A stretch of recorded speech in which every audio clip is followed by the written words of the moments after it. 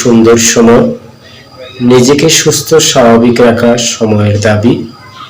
শারীরিকভাবে, মানসিকভাবে, সামাজিকভাবে সুস্থতা এই সময়ের শ্রেষ্ঠ দাবি।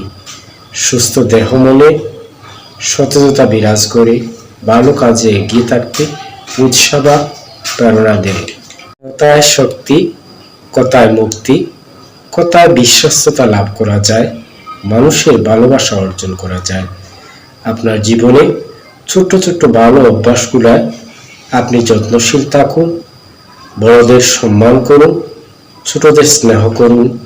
স্নেহ এবং ভালোবাসা দিয়ে পৃথিবী জয় করা যায়।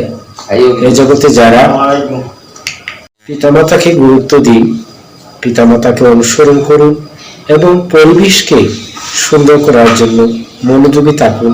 দেখবেন দিন শেষে আপনি সুন্দর অধ্যায়ের অধিকারী হবেন। সর্বোপরি ভালো অভ্যাস গঠন করুন, ভালো অভ্যাসে আপনাকে সুন্দর অধ্যায় নিয়ে যেতে পারবে।